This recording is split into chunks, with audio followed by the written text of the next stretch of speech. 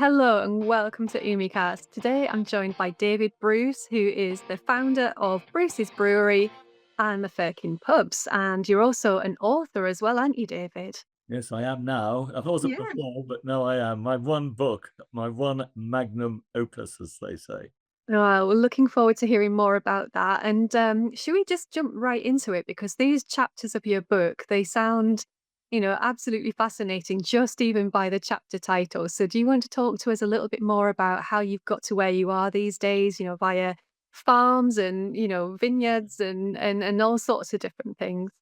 Well, it's a very long entrepreneurial journey, really. But I suppose it's important to uh, think back to how it started because it is such a long journey. I mean, I've been in business now for 59 years and I'm still actively investing and running businesses. And looking back, I sometimes wonder how on earth I did it. So I think one of the first things to establish is that I found out the hard way that you do not have to be any good at all at school. I was a complete academic failure. I'm ashamed to say that I failed maths O level, or of course the equivalent now, maths GCSE, no less than 5 times. I still haven't got it. But I learnt one of my many business lessons is to employ chartered accountants who are very good at numbers. So that was one of my first lessons is just because you're no good at school and didn't get to university like all my clever friends, that it's not the end of the world. And in fact, once I'd left school, I realized I needed a skill or a trade or a training. So I applied to two big companies who I knew ran excellent management training courses, one of whom was Shell, the oil company, and the other one was Courage, the brewers, that ended up being part of Scottish and Newcastle. And that I was accepted by both, which surprised me enormously of having had my failed time at school.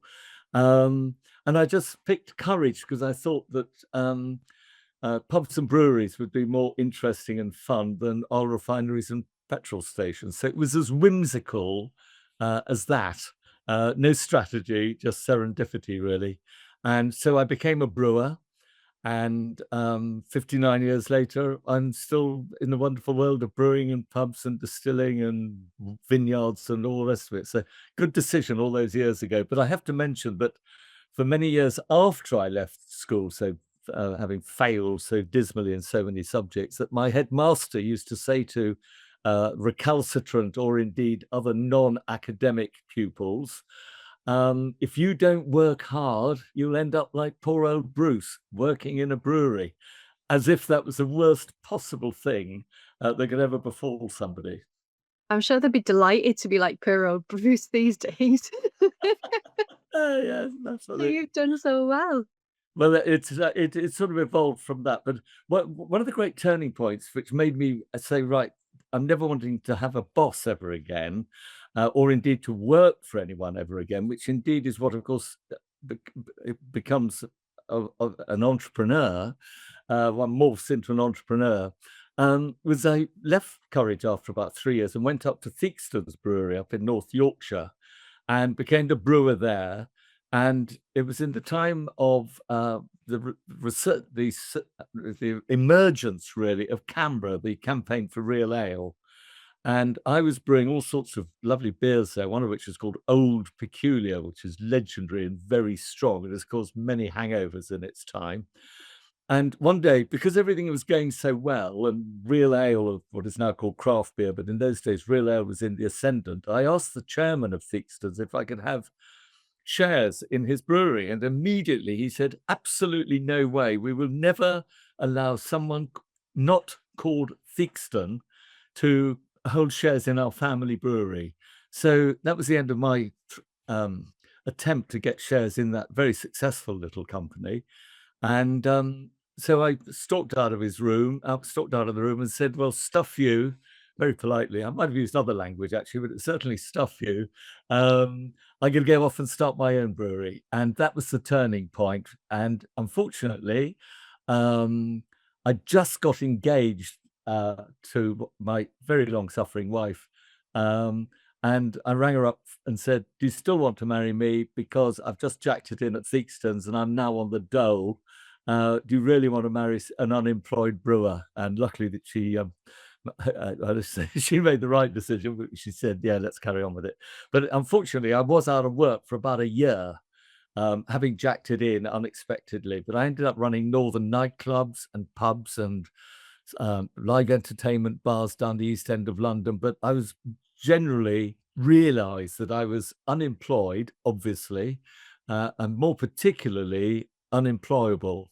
So that was when I decided I've got to start my own business. I've got to, be my own boss and never work for anyone ever again. Brilliant. And so you mentioned about serendipity. Is that something that's kind of a recurring theme for you? Yeah, absolutely. I mean, I ought to be far more sort of, strategic really in everything I've done, always a result of brilliant strategy, but actually it isn't. It's what life throws at you. It's what fate throws at you, and the serendipity. And business plans can be written, but you end up doing something completely different. And in fact, that brings me on to my first business plan, because I'd never written a business plan before, so I had to do one if I was going to start my own business. And one day I was running past a closed down, boarded up pub in Elephant and Castle in South London, and I was running past a closed down, boarded up pub, and it just sort of tickled my fancy, really. The fact that it was available and it had been owned by one of the big brewers, called Truman's. And I arranged to have a look inside, and I went in, and there was no electricity, and all the lead had been removed from the roof. So there was water cascading down through all 3 or 4 floors, down into this cellar, where I found rats in food cabinets. Can you believe it? Dead It rats in sounds food cabinets. delightful. It was horrendous. I mean, it stank, and there's the smell of dead rats and damp and horrible. But the size of this cellar, I had a complete epiphany moment, or divine intervention, or inspiration, whatever you want to call it.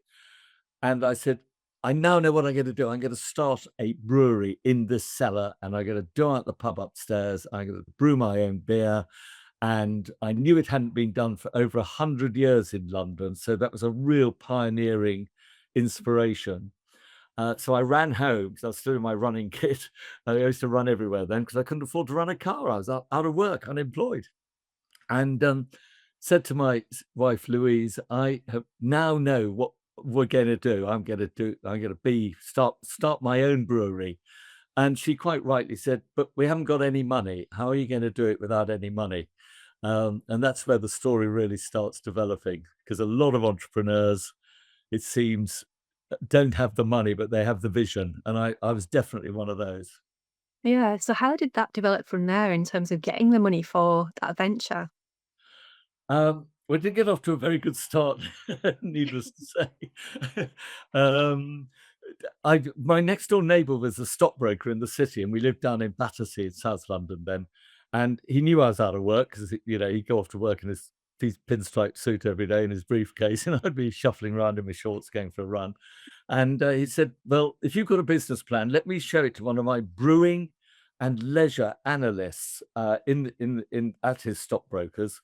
And this guy knew more about brewing and pubs than anyone else in the country. And so I gave him my business plan, and he came back 2 days later and said, he'd written across the cover. I still got it in a box in the garage at home. And he he'd scrawled across it, "This project has absolutely no chance of succeeding. I suggest you abandon it immediately." So that was the top brewing guy in the world. So that was not very encouraging. I then, some people may remember the Midland Bank had a slogan, which was they referred to themselves as the listening bank.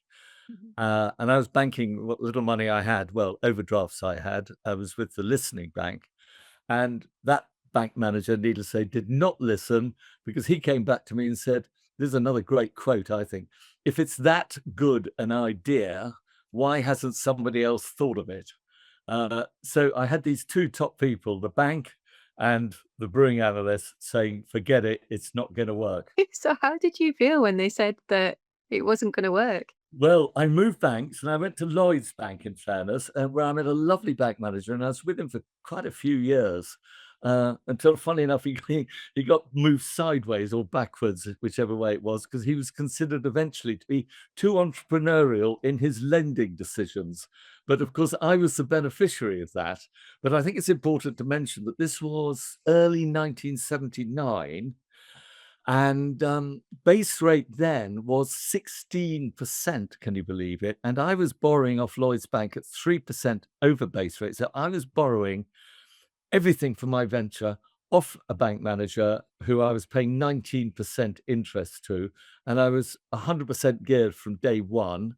Um, and the really worrying thing, and this is why I do mention my long-suffering wife, Louise, she agreed somewhat reluctantly, but she knew I was determined to get this business off the ground, that she agreed that the bank could have a second charge on our house.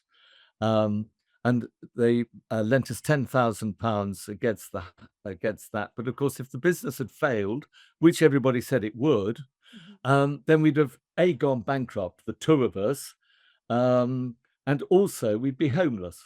If you put everything on the line and it doesn't work, it can be a very different story to the successes. Yeah. Okay, so how did you make that decision then to be like, okay, well, we were just going to go for it anyway and put the house on the line and, potentially your marriage and everything as well? It was, I mean, yeah, we we wouldn't have lived happily ever after if I'd made her a bankrupt and homeless. I think her tolerance of me might have probably been tested too far by then. No, we were in it together, literally 50-50. So she bought into my idea. She knew me pretty well that I was determined to do it. She also knew that temperamentally I was definitely never going to be able to be an employee again. So it was absolutely, regardless, it had to work against all odds.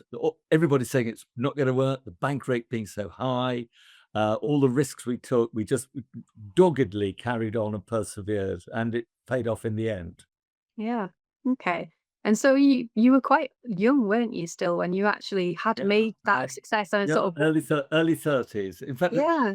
there is a very good point there, actually, Nina, in that I think that entrepreneurs, they do need some sort of experience of either, in my case, a trade or a skill, or working for people, or just generally learning Mhm. about the workplace. It doesn't really matter what the product is or the service is, but I think some people may start earlier, but I think actually I must have had about several years worth of experience then in the brewing and pub trades. So I knew what I was doing. I knew how to brew and I knew how to run pubs. So you put the two together, um, and it worked. But I think sometimes people might start a business. They have this brainwave or inspiration, uh, and then actually they don't have the experience of being in business enough to know how to either do it properly or indeed not get it right.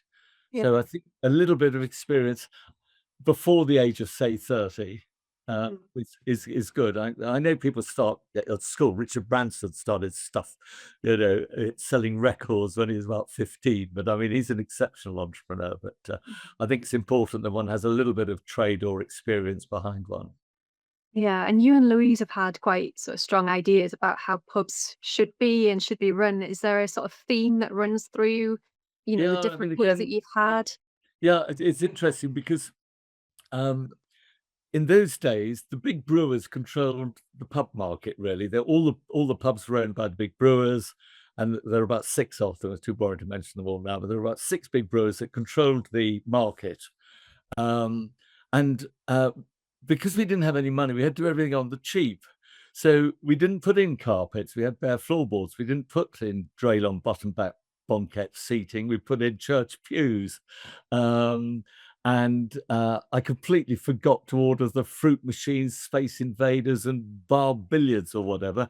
So it was extraordinary because we did everything so much on the cheap, and we didn't do sort of what I call posh food. We just did BAP. So we had this great expression, fill that gap with a Firkin BAP, and we'd have people literally standing there with a BAP in their mouth and a pint there, and the pubs were so crowded we couldn't have sat down to have, knives and forks and plates and stuff. It was extraordinary the way it worked. And then, of course, people were saying, um, that they love our decor. Well, we only did that decor because we couldn't afford to do anything else. We got lots of money. It could have ended up like a sort of posh cocktail bar, but it just worked. And then I dug out all my old brewing recipes and had a lot of fun. And because it was in London, I wanted to have a beer that tasted somewhere between Young's Brewery and Fuller's Brewery, because they were the big family breweries in London. And I just managed to pitch it right, that because I created that, literally Bruce's Bitter. It was what eponymous beer name, and I have to say it was delicious. And one of the most exciting moments I remember, that on the day we opened, and again I forgot to I forgot to actually tell anyone we were opening till about the night before, and I said, right, we're opening in the morning. And then I'd forgotten to produce a price list, so I didn't know what to charge for my beer. So I whizzed around some of the most expensive pubs in London and said I'll charge 5p more for my beer than any other beer available in London, sort of premium, what I'd now call premium pricing. Mhm. And then the most exciting moment, I think, was when the first customer came in, because they were queuing to get in eventually, which was great. 11 o'clock opening. And the first bloke came in and he ordered a pint of my beer. Now, I was still in my brewing overalls and Wellington boots and a bobble hat and God knows what, looking a real artisan brewer. And he said, "Cool, that was delicious." He said, "I'll have another one of those. I've never had that before." And I said, "No, you won't have ever had it before, because it's never been on sale anywhere in the world before."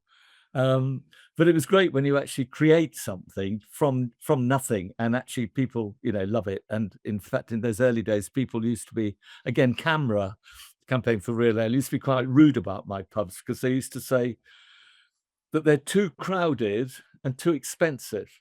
And I've always said you can't be both of those two things at the same time. So we were packed. We stumbled on getting it right, which almost gets back to serendipity and that sort of thing. We got no idea really what was going to make it work, but fate was kind to us, and for whatever reason we made those decisions, they somehow turned out to be the right ones. It's funny how you say about, not having marketed, until and the night before you just, Horrifying, actually, we were isn't it? opening in the morning. How on earth did you manage to pack out the pubs then with no marketing? Oh, well, well, exactly. I mean, we just put a poster in the window on the morning that we opened saying opening at 11, and somehow we were round. I mean, it defies logic. And it's probably why my story has been used quite often by MBA students when they're reading the entrepreneurship section of getting their MBAs, because people actually can't believe that such a shambles, if you like, but it was a passionate, driven, completely bonkers, obsessive fight to prove those guys that said it wouldn't work, to prove them wrong. And that was one of my great motivating factors. Yeah, and you've just said there about your motivating factors, and I wanted to pick up on some of that fighting talk as well with you because even just as say reading the chapter headings, there's a lot of fighting talk in there, and sort of really taking on the establishment. Do you want to Yeah, talk to us a little bit more about your propensity to do that? yeah. I think one's got to be totally um, not obsessed, but I mean totally um, have the courage of one's convictions, because if everybody says it's not, if lots of people said it's not going to work, and then you prove that it is, then what actually happened after the first one is that my adverse critics all said, "Well, you were jolly lucky with that one. I wouldn't do any more because you got away with it there. You should have gone bust years ago." But actually, I'd hardly opened the doors of the first one when I was off now then looking at a second one. And it was interesting how the word firkin evolved, because I have to explain, it's not a rude word. A firkin is a 9-gallon container of beer. Okay. But of course, the customers started saying, "Oh, I'm going down the Firkin pub tonight." And they'd say, "I'd like another Firkin beer, please," or whatever. And we came up with rude slogans talking about marketing. And we came up with one of the slogans was for the Fox and Firkin was, "For Fox's sake, buy me a Firkin pint." And that ended up on T-shirts being photographed all over the world. I mean, quite extraordinary. And then we did another one when we resurrected an old railway station. You've probably seen some, but hopefully some pictures of this beautiful old railway station, which arose from the ashes of a fire-gutted railway station. And uh, it's hence been called the Phoenix. And the slogan for that was, "Phoenix my pint, I'll Firkin thump him." So our marketing evolved out of just manic enthusiasm.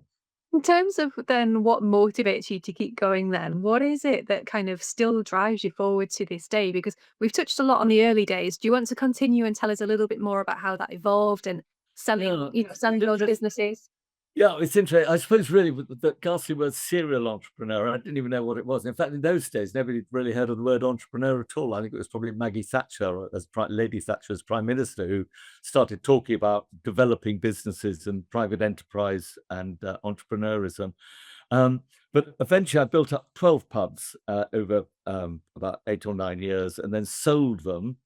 And it was just the right time again, serendipity, because I sold them, and within about a year, I'd got bored, bored not being in business. Mhm. And it was just at the time when in America, the craft beer revolution was taking off. So I sort of done my bit in England, and a lot of Americans have been coming over to see what I was doing of brewing in a pub. And in America, all that had stopped with prohibition in the 30s. So you could never manufacture alcohol and sell it on the same premises. But bit by bit, particularly in Colorado, they were easing those prohibition rules, and people were just starting to brew their own beer about the same time as I was selling up.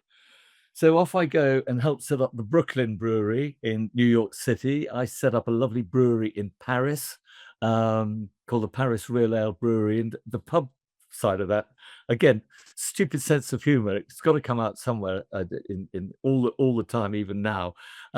We knew if we called it Le Frog et Rosbif. We knew that if we did that, we'd piss off the target market, because the French don't like being called frogs, and the English expats living in Paris don't like being called rosbifs. So we said, let's combine the name, and it was a huge success from day one. I mean, I went over there, trained up the brewer. I sent my builders over there, so it looked exactly like a Firkin pub did in London.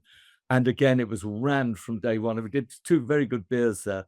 One was called Insane, but spelled Seine, Insane. And the other one, named after the capital city of France, of course, Paris.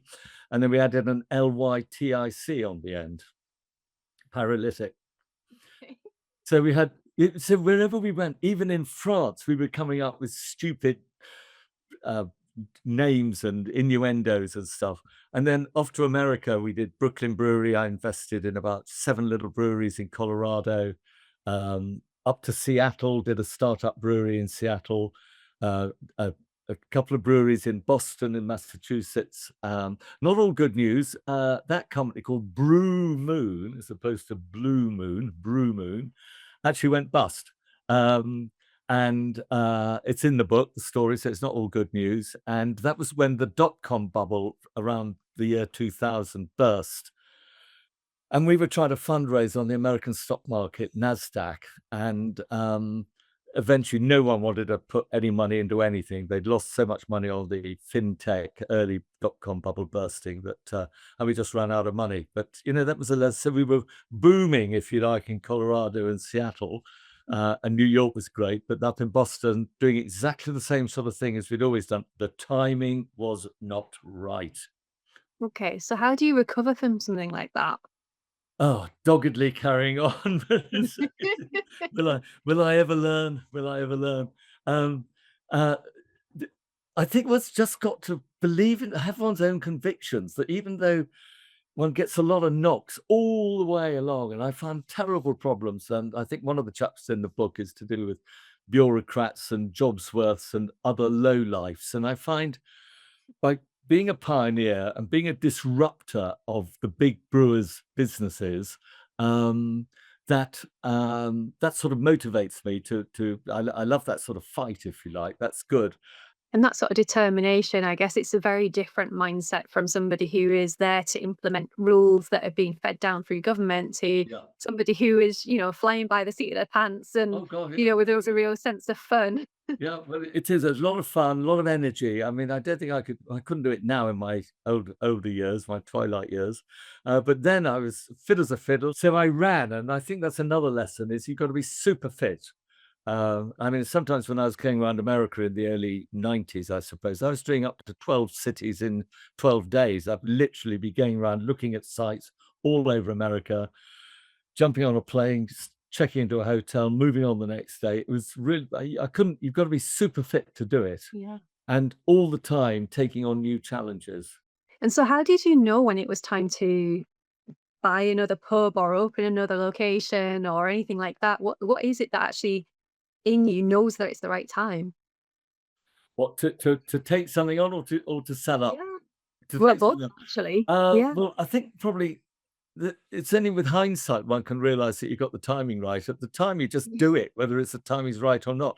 But I think I was around in those vibrant 80s and the vibrant 90s where, the real ale or craft brewing, wherever it was around the world, it was literally, excuse the pun, flavor of the month. I've never used that one before, but it was the flavor of the month, and therefore one had a huge amount of support, and the customers were thing. Now, unfortunately, since COVID and particularly the employers' national insurance going up on the 1st of April, the hospitality industry, certainly in the UK, is suffering. There's Mm. massive job losses, very little recruitment going on, people staying at home, not going out, only going into the city centres every now and again. So it's. I think the time was absolutely right when I was doing it, and I don't think it's repeatable. But there are other opportunities which I've moved on to. Yeah. And when you've chosen to sell your businesses, what's driven those decisions? Um, I think what what it's again funny enough, one of the big reasons is never against strategy with me. It's when I get fed up or bored. So I don't sort of, stick my finger in the air and think, I wonder whether it's time to sell up. But I either find that I reach my level of incompetence, which is the Peter principle, and actually I'm not enjoying doing what I'm doing anymore, which is why I've always sold up, whether it's breweries or pub companies, and I've just sold a load of pubs just before Christmas to Young's, which we may talk about later. But that was what I did when I did everything I possibly could do to benefit myself, but also the drinking public in America. Once I'd sort of done all I could there, I then came back to England because I got a young family at that stage, and I was heading off for 2 weeks a month for about 3 or 4 years, and sort of missing the children growing up and stuff. Some of which probably wasn't a bad thing, but again, I didn't want to be a permanent absentee dad. So came back to England, and again, using my contacts and entrepreneurial spirit, set up a 7 or 8 brand new pub companies from nothing. I mean, looking back, I went off and raised over 120 million pounds under something called the Enterprise Investment Scheme. With the Firkins, Louise and I had 100%, and we could have gone bust at any stage. We were so lucky that we didn't. And it all worked out well. But from then on, we did vow that we'd have a much smaller percentage of a much bigger fish in future, the bigger fish in the pond. And then we went off and raised what I call OPM, other people's money under the Enterprise Investment Scheme. So it was a very different model, but it was never as much fun as those early pioneering days. It became more of a sort of money making machine, really, not so much for me, but for my shareholders. But again, it was hugely successful. One company led on to another company, raised 16 million here and 15 there, and he finally got 31 million, and it all became a sort of a machine. But the happiest days were the early pioneering days. Yeah, I was going to ask you actually about, that sort of journey because I can't think of too many people we could speak to that have gone from, the sort of journey of very, very small, starting everything up absolutely from scratch and Yeah, doing definitely. every single job through to, having, stock exchange listed companies and then selling those. What was different? I guess you mentioned there about it becoming a bit of a machine. I think what was different is, having been a one-man band with Lou Moron, I then realized when I came back, because I've had a lot of fun flying around America opening up breweries. I mean, what a dream job, really, and getting paid to do it, and investing my own money. So a lot of the Firkin proceeds actually went over there, and they grew in dollars, and we had to bring the dollars back and all the rest of it. But the key point really was when I came back, um, I teamed up with a great guy called Clive Watson, who I've now worked with for 25 years, and he is exactly the right sort of foil for me. He won't thank me for saying he's boring. He's not boring. He's sensible, not staid. We're meeting again in a couple of weeks' time, so I've hung on to all my lovely contacts and friends over the years. Sort of nobody falls by the wayside. We all keep in touch with each other, and we're all pals even after quite a few ups and downs over the years. But Clive was that magic thing which I am not, a chartered accountant. Oh, wonderful. So I had a sensible I had a sensible finance director from day one. So I'd go off with our business plan, Clive and me, and we'd swap around whether I was the chairman or he was the chief exec, or he'd be the chief exec, and whichever way around it was. And we'd go off, and we literally came up with this idea of just developing a chain of pubs, which, funnily enough, having done Firkin, and in fact, for a little bit after Firkin, I did Slug and Lettuce as well, the Slug and Lettuce bars, and became their development director, and took that company from 6 to 30 bars across the UK. He and I were a great team, and people liked the fact that I'd gone off and developed um, Firkins and Slugs as a brand, and then he um, went off with me, but they knew that they got someone sensible to look after the money side now. And to start with, we raised 31 million for one little company. Then we sold that to Green King for a big brewer, 93 million. Can you believe it? So we had happy shareholders. So they said, well, thank you for tripling our investment. And one guy put in £1 million. So he came out under enterprise investment scheme with £3 million, because it was all capital gains tax free in an EIS. And so we did another one. And guess what he did? He put the 3 million he'd made from the first one into the second one. So that was 6 million to start with. And then we go and sell that only last year to Young's Brewery for 162 million. So it all got a bit serious, really. But before we actually sold up those two companies, we'd also floated each of them on the London Stock Exchange, on the AIM market, the alternative investment market. And it's just extraordinary. The two of us, in fairness, so I'd morphed from being the sole, if you like, dangerous entrepreneur into quite a sensible businessman in a way. But I have to reiterate, it was never the same from the fun and, cocking a snook at the establishment. It just turned into a sort of money-making machine. But we had very happy shareholders. Did you have to behave yourself, David? Oh, me. You know me too well already. Yeah. How do you keep that fun then? Because obviously it sounded like, as you say, it got very serious, but you still have such a sense of humor and a sense of fun about you. Like, how do you hold on to that even when you've got all those shareholders and all those responsibilities, all Yeah. those people's jobs and everything like that? How do you keep it? It is quite hard, actually, but I think also I'd like to think that, having had so many knocks as an employee, um, I am what I would like to call, somebody called me a benevolent autocrat once, which I had to think about. And the other thing is actually a great quote, which one of the big brewery directors was in one of my pubs on a wet Tuesday night down in Lewisham. And it was rammed because people loved my beer and they loved the food. And we had honky tonk piano and everything was brilliant. And his pubs down the road were completely and utterly empty. And hopefully you'll like this little quote. He looked at me, this guy in a three-piece pinstripe suit, and me sort of like I am today. And he said, I think the reason why your pubs are so successful and mine are an absolute disaster, that's how he spoke, is because of the professional standard of amateurism which pervades your organization.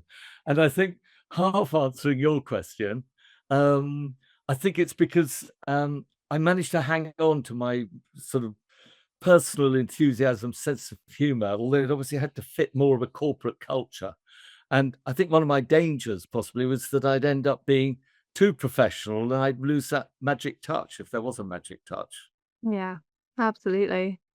Oh, wow. Okay. Okay. So it's quite a journey. I hope I'm And not then, shocking you too much. Yeah. no, not at all. It's brilliant. I love to hear it. And so, how did the farm shops come about in the vineyard then? Oh, good thinking. Um, Again, serendipity, I'm afraid. The last thing I ever thought I want to do is run a farm shop. Didn't even know what a farm shop was. But one of the guys that helped me raise the 120 million for my various enterprise investment schemes, it was his idea to buy a farm shop and put in a cafe and generally develop it as a sort of destination venue. So you'd have local food from the local farms, but add on a cafe where people could actually eat it. And he asked me if I'd help raise him some money. So off I go, and I raised 7.5 million under the wonderful enterprise investment scheme. And the funny thing is that he actually then left for reasons best known to himself. So I was then left with a couple of pub chains in London, still got my investments in America. And I ended up having to work out how to run a farm shop, which I'd never done before. But luckily, it was quite close to where I live. So actually, I was able to spend a lot of time on it. And now we've got 4 of them. And you could say, that they're not very big, but actually we're turning over 10 million pounds a year out of these 4 shops. So they're hugely successful. And we've got about 3 more in the pipeline. So although we've only got 4, we're the largest farm shop operators in the country, mainly by default, because nobody else is doing it, really. You literally would have a farmer with his shop at the end of the road or something, and that'd be it. So farm shops now are really exciting to me, and we're going to develop the chain. And the reason I got into a vineyard is that the first farm shop we did has got about 50 acres of land, and I thought, this land is looking rather good, and might make a vineyard, because I never planted a vine in my life. So as usual, I hadn't got well, not as usual, I hadn't got a clue then what to do any more than I knew how to run a farm shop. But we took advice, and it turns out that the terroir, i.e. the soil, was perfect for growing Pinot Noir and Chardonnay, um, the 2 grapes of Champagne. And it is flinty and chalky and south facing, and it's on a nice slope so that the frost can roll down and get away from the vines. And we ended up within 2 years of planting our vines, we ended up with about 10,000 bottles, and we entered them in the World Sparkling Wine Competition, which includes champagne. And we came second in the world, and we'd never done it Wow. before in our lives. And it's delicious now. It's called Alder Ridge because we've got one alder tree up on a ridge, and we're now producing about 20,000 bottles a year, which we sell mainly in the farm shops. That's incredible. But Wow. of course, that led on to other things, because somebody then said, "Oh, I love your wine. Would you like to invest in my new distillery?" This guy said, a friend of mine. So, of course, the answer had to be yes. And he was fundraising under the Enterprise Investment Scheme. And so I invested in that. And he started off making gin and vodka, which a lot of people are doing anyway.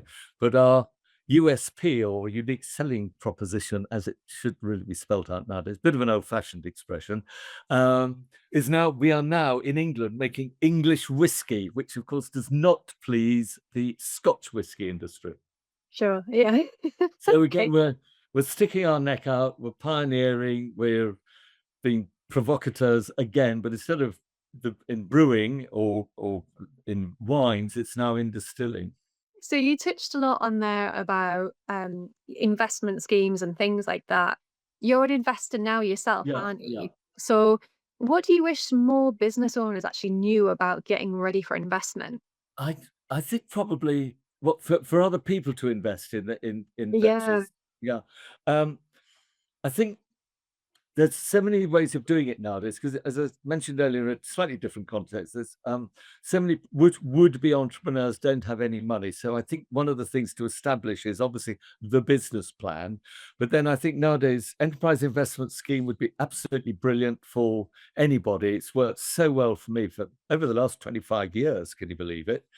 And or crowdfunding, again, that's really very popular, and because it gets you started, and then after you've done that, from the point of view of trying to start a business, there's a wall of money out there, um, with what I call rich individuals, looking for businesses to invest in, because not meant to be doing a PR act for enterprise investment scheme, but the great thing is that any gains are capital gains tax free.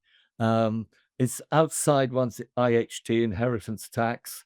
Um, if it all went horribly wrong, which some of my ventures have, but they're all in the book. So, the fact I haven't talked about them today doesn't mean I don't admit to them. Is that they you can get loss relief. So you can actually, if it goes horribly wrong, you can still get most of your money back. All right. So Okay. not a lot of, when I'm pitching to get people's money, I don't say, by the way, if it all goes horribly wrong, you get your money back. But actually, it's as good a way of raising money as I can think of for whatever the product or service anybody might be thinking.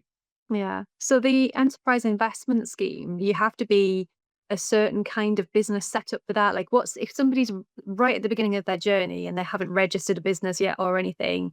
Like, what do they need to be thinking about with that? Um, they'd obviously need they'd need a business plan saying what they're going to do, what their product is or what their service is.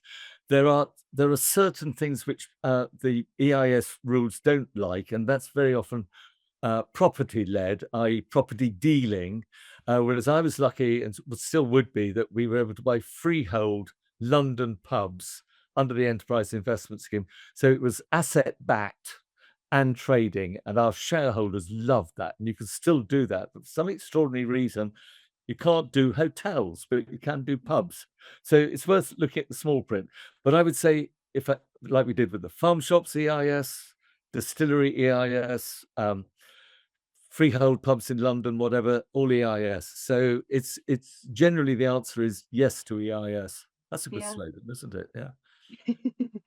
And so how has it been for you writing your book and, sort of really reliving all of those memories that obviously you've just taken us through, quite a quick whistle stop tour really of your career there. But what's it been like for you actually reflecting on everything? Well, I have to patronize you, say it's a horribly good question because I'm a great hoarder, again, much to Louise's chagrin. And I've kept all my old diaries, all my old business plans. I mean, I've got box loads of stuff everywhere. One of the big things I did realize is it's all very well writing about the success of it all and checking dates and amounts of money and stuff.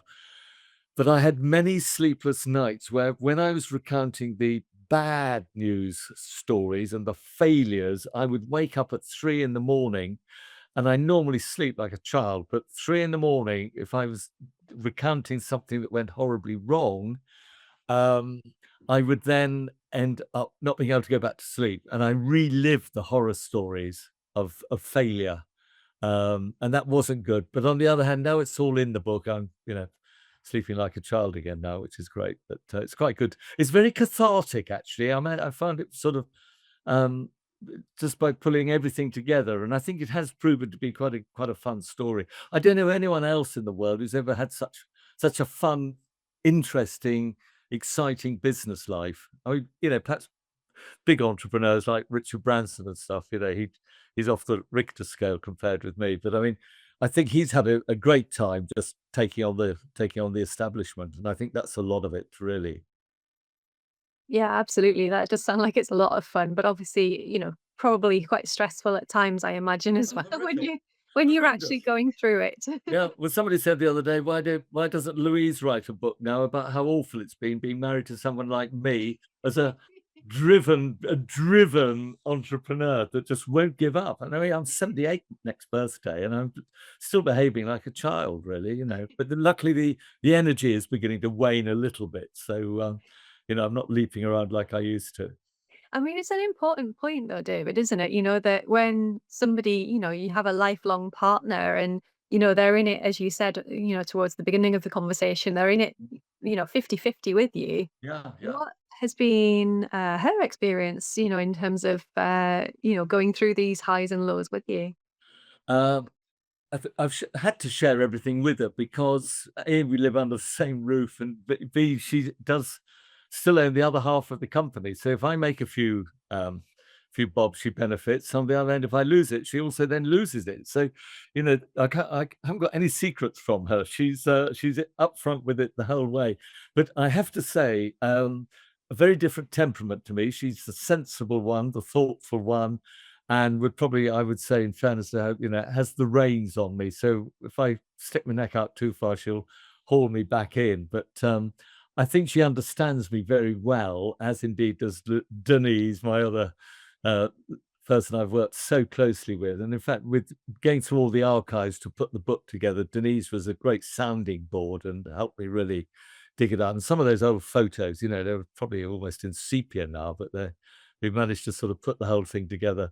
And I think probably, and also Denise, I have to say, was the first trust administrator of my charity, which we haven't really talked about, unless you've got that up your sleeve. But that was, it was out of beer and brewing that became philanthropy. And Denise was actually for 22 years, can you believe it, the trust administrator running these boats for disabled people.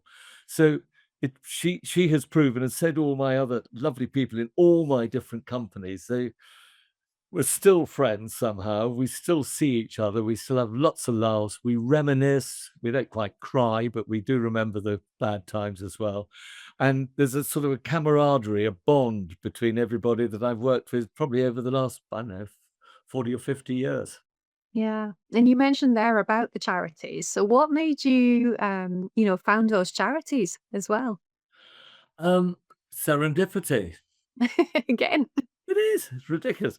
I mean, there's a slight bit of history there to try and answer your question, but um, I was born in India, and my father, when he was in the British Army in India, caught polio, and he was disabled and on crutches because he was paralyzed in both legs. And he came back and ran a college for the rehabilitation of disabled people.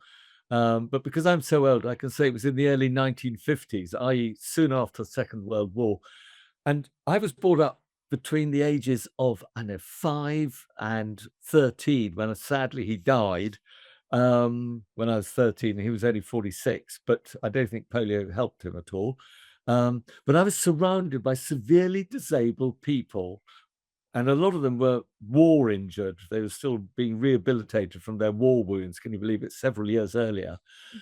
And then one day, after we'd moved out of London, after selling the Firkins, we've got this beautiful canal near us called the Kennington Avon Canal, and I saw a guy in a wheelchair trying to get on a canal boat. Well, he couldn't because there was no ramp, no hoist, no room, no nothing, and he struggled. And eventually, he wheeled himself away from it. I was walking the dogs that day, and just like down in that cellar with the dead rat and everything else, I had this moment of divine inspiration. I said, I've got to do something about this. This is the most beautiful canal. It was just about to be reopened by the Queen, connecting Reading with Bath, which would connect London with Bristol.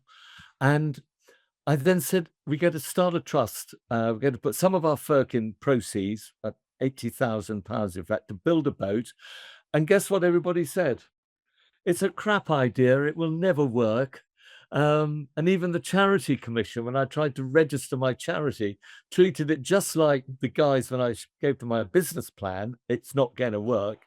They actually thought I was going to do a wizard tax wheeze and try to save some tax by building myself a gin palace to moor on the River Thames at Windsor or something. So even when I wanted to do something philanthropic, the establishment all said, no, it's not going to work, and don't waste your time. But again, I didn't listen. And here we are now, 36 years later. We've now had 30,000 disabled people with their carers have canal boat holidays on the canal.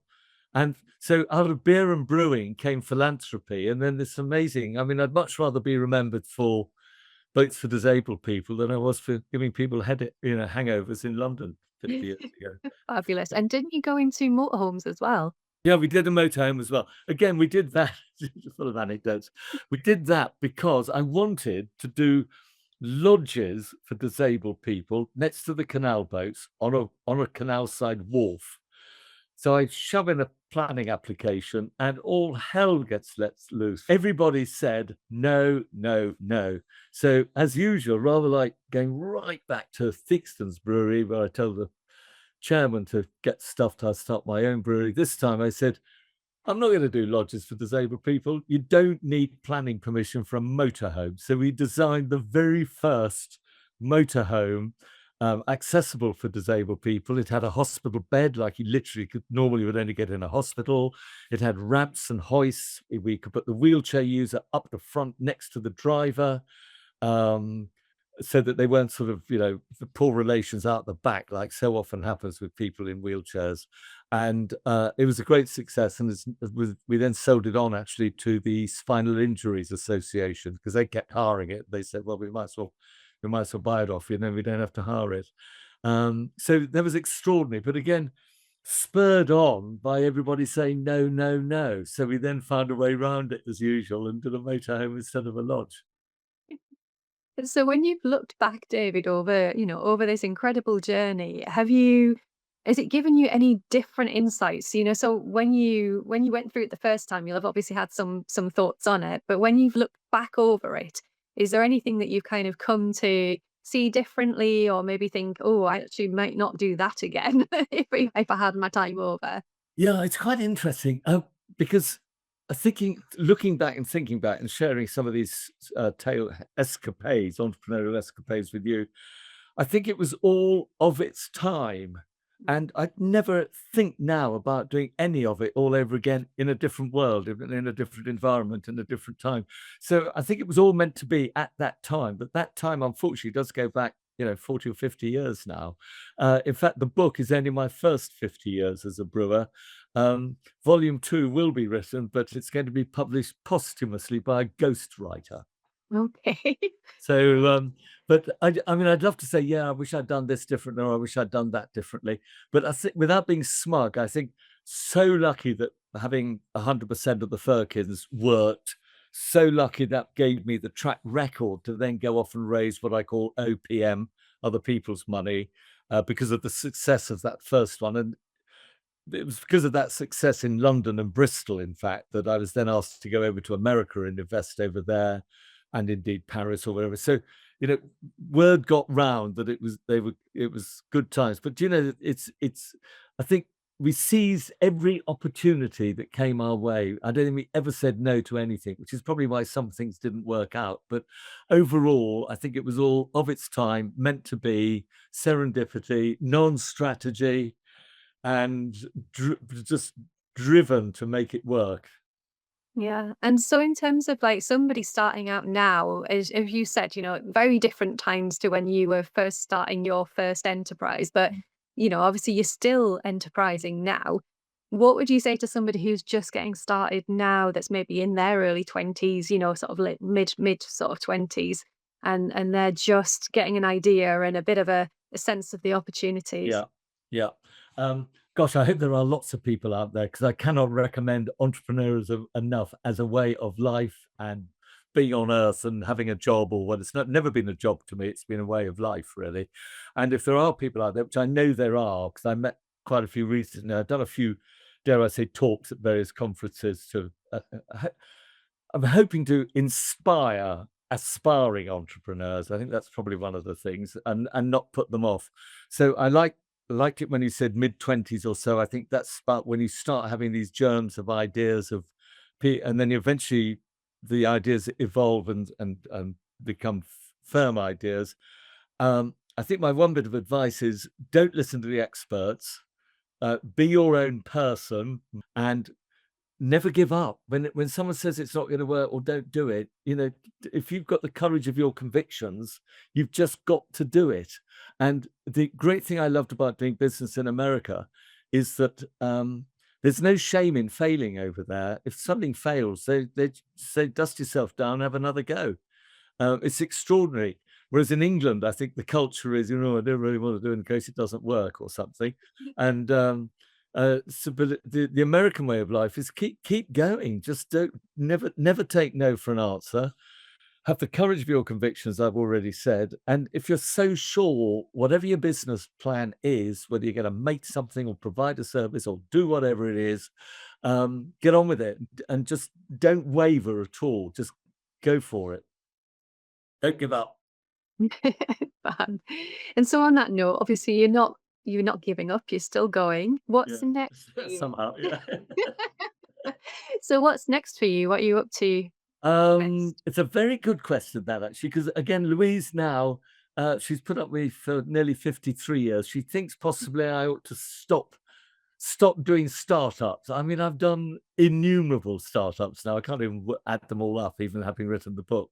But I think I'm not going to start anything new now. But what I am going to do probably is to invest in other people's businesses, as long as I understand them. And of course, there's a lot of fintech stuff out there now. Haven't a clue how that works, but that's where a lot of new young entrepreneurs are going to make fortunes, however they fund it. Because that's the great thing there. So I was talking about cryptocurrencies the other day. Haven't got a clue how that works, and I never get involved in anything that I don't understand. Um, no more startups for me. I've done more than my fair share, but I'm very interested in investing in other people, in particularly young people, because they're the energy, they're the dynamism that keeps the whole world going. And if I can even be, I'm not looking for non-exec chairmanships, but that sort of thing where I could be a sort of a sounding board, really, then that'd be good, because I've got this horribly hard-won experience to share with people, and I think that's why in the book a lot of those business lessons, they've been learned the hard way, but they're highly relevant. Like, the biggest one I think I've can remember now writing is control the cash, which of course I didn't do in the early days. I had pubs absolutely packed out with people and tills ringing and everything else. And then because I didn't have a finance director in those days, there was no one controlling the cash. So I was having a ball. I was brewing brilliant beer, packing out the pubs and almost losing money. Now, that's very dangerous. So I think control the cash is the big one. Yeah, brilliant lessons there. And I know there's many more in your book. How can people get hold of your book? Oh, all sorts of ways. Amazon is the easiest probably, but it's all in there, whether it's the start of the journey, the raising of the money, the philanthropy, the having a ball going around, France and America. It's full of business lessons. It's full of not full of my failures, but when I have failed, it's in there. So it's not all good news. And again, the lessons when you fail are actually more interesting than the lessons about how to be successful. So again, I think my adage would really be to inspire aspiring entrepreneurs that whatever gets thrown at you, you've just got to make it work. Yeah, perfect. Well, thank you so much for speaking to us today, David. Thank you for listening to me. It's been wonderful to talk to you. Good, And thank you. yeah, we'll hopefully catch up with you on your journey another time. Yeah, well, let's keep in touch.